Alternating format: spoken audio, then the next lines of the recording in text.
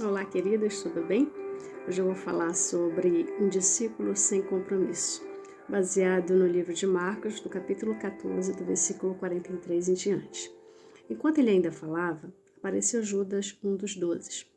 Com ele estava uma multidão armada de espadas e varas, enviada pelo chefe dos sacerdotes, mestre da lei e líderes religiosos.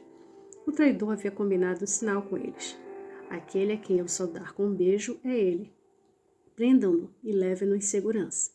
Dirigindo-se imediatamente a Jesus, Judas disse, Mestre, e o beijou. Os homens agarraram Jesus e o prenderam. Então um dos que estavam por perto puxou a espada e feriu o servo do sumo sacerdote, decepando-lhe a orelha. E disse Jesus, estou eu chefiando alguma rebelião para que vocês venham me prender com espadas e varas? Todos os dias eu estava com vocês ensinando no templo e vocês não me prenderam. Mas as escrituras precisam ser cumpridas. Então todos os abandonaram e fugiram. Um jovem, vestido apenas de um lençol de linho, estava seguindo a Jesus. Quando tentaram prendê-lo, ele fugiu nu, deixando o lençol para trás.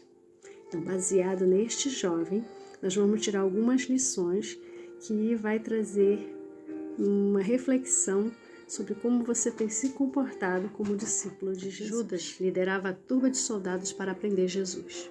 Muitas pessoas são movidas pela curiosidade, abrem suas janelas para ver o que está acontecendo, outras olham assustadas de dentro de casa.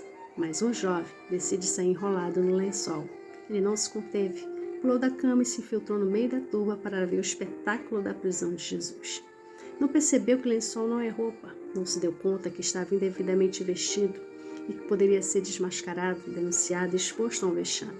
Viu como Jesus chamou Judas de amigo, viu quando Pedro sacou a espada e arrancou a orelha de Malco e como Jesus a restaurou. Viu como Jesus se entregou voluntariamente e que avisou que já havia chegado a sua hora. Viu como Jesus estava sereno, apesar do drama. Este jovem é mais um na estatística da multidão. Ele é um símbolo representando os seguidores ocasionais.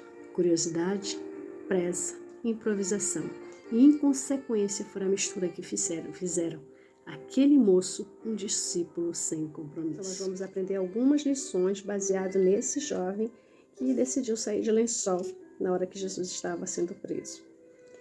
A primeira lição é: aqueles que se cobrem de um lençol são um símbolo dos seguidores de Jesus, mas sem compromisso. Ele se tornou um discípulo casual, mas não era um verdadeiro discípulo. Faltava-lhe compromisso com Jesus. Ele era um discípulo do improviso. Ele seguia Jesus movido pela curiosidade, mas não tinha uma aliança com ele. Quantos não estão vivendo com Cristo dessa maneira, movido pelo improviso, movido pela curiosidade? Segunda lição. Tem a geração do fica. Este jovem é um símbolo da geração que fica sem compromisso. Fica no namoro, fica no casamento, fica nas amizades, fica no emprego, fica no endereço. As coisas, as pessoas estão se tornando descartáveis. Hoje as pessoas estão ficando até com Jesus e com a igreja. Não querem compromisso, não firmam raízes, não toleram o princípio da fidelidade. Aquele jovem colocou o lençol só para ver de perto e voltar para a sua cama. Era só uma aproximação casual, nada de compromisso. Terceiro, aqueles que se cobrem com o lençol são um símbolo daqueles que vivem a superficialidade de uma vida cristã. O lençol era a única cobertura que aquele jovem possuía. Era, portanto, um arranjo, uma proteção superficial. Quando lhe arrancaram o lençol, não havia mais nada para lhe proteger a vergonha. Segurança aparente, conforto aparente, discipulado aparente, cristianismo aparente. Quantos não estão vivendo só de aparência? Superficialidade. O lençol não é roupa. A turma do lençol está tentando mostrar que podem ser o que não são. Tudo lhe interessa, de uma forma superficial. Não tem devocional consistente, não tem uma vida de oração regular, não tem um deleite com as coisas de Deus. Aproxima, olha, segue, mas sem compromisso. Continuando aqui. Aqueles que se cobrem com lençol são um símbolo daqueles que preferem o que dá certo no lugar do que é o certo. O moço do lençol fez exatamente isso. Não era certo sair de lençol, mas naquele momento deu certo. Naquela época, os homens se vestiam com umas roupas compridas. e um lençol no meio da escuridão, dá para passar tranquilamente por uma vestimenta. Nem sempre o que dá certo é o certo. Aquele jovem aproveitou o momento e fez o que dava certo. Sua ética é a ética do momento, da conveniência. A Bíblia diz que em 1 Coríntios capítulo 10, versículo 23, que nem tudo que é lícito é conveniente. A bebida alcoólica, ela é legal, ela é lícita, porém, os filhos de Deus não convém. O adultério não é mais crime. O divórcio já não é visto mais como algo que Deus odeia. Estamos adaptando demais as coisas do mundo na nossa igreja. As coisas que dão certo no mundo. E nem sempre o que dá certo é o certo. A turma do lençol não se baseia nos princípios éticos da palavra, mas naquilo que diz a sua intuição espiritual. Cada um cria a sua própria moral. O que orienta a sua vida é o que é certo ou o que dá certo. Seja na família, seja nos negócios, seja no trabalho, seja no que for, qual a área que você estiver pensando nesse momento. O que é que está orientando a sua vida? É o que dá certo ou o que é o certo? Aqueles que se cobrem com o lençol são o símbolo daqueles que querem ser diferentes, mas não fazem a diferença. Aquele jovem foi identificado como seguidor de Jesus, mas quando lançaram mão dele, ele estava se cobrindo com o lençol e saiu correndo nu. Ele não era um discípulo, ele era um carona da fé. Assim, muitos hoje carregam uma Bíblia usando camisetas com frases bíblicas, mas na hora de fazer a diferença, de ser a luz, de ser o sal da terra, cai o lençol. O que falta para a turma do lençol? Conteúdo interior, fruto do Espírito, consistência. Faz do Evangelho uma piada e transforma num cheque sem fim. As máscaras não são seguras. Elas podem cair nas horas mais impróprias. Vestir-se com lençol é um perigo.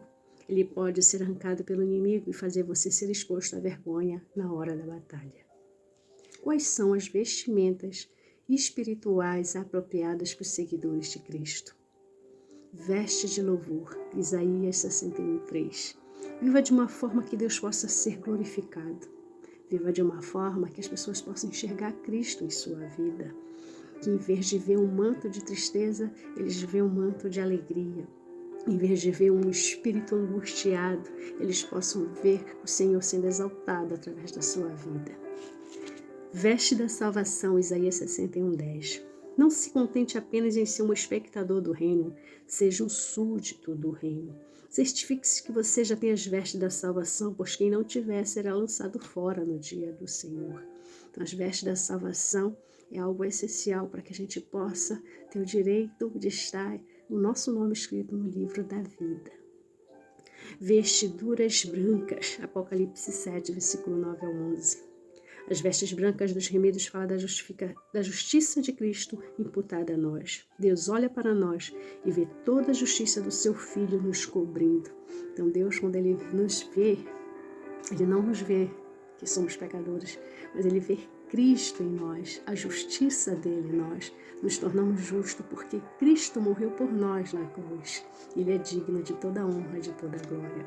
Por isso, não há mais condenação para aqueles que estão em Cristo Jesus. Apocalipse 16:15 diz: Bem-aventurado aquele que vigia e que guarda suas vestes, para que não ande nu e não veja a sua vergonha. 1 João 2:28 diz: Filhinhos, agora permaneçam nele, para que quando ele se manifestar tenhamos confiança e não sejamos envergonhados diante dele na sua vinda. Jesus está voltando e você precisa vigiar. E você precisa olhar para a sua vida, como é que ela está agora. Você está vivendo o que é o certo ou o que dá certo? Você está com as vestes certas ou você está só vestido de lençol? Você é um discípulo compromissado ou um discípulo ocasional? É hora de refletir e pensar que o nosso Deus, Ele merece toda a honra e toda a reverência.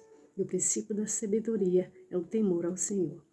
Que essa palavra venha de conta ao seu coração, que ela venha trazer transformação à sua vida, em nome de Jesus.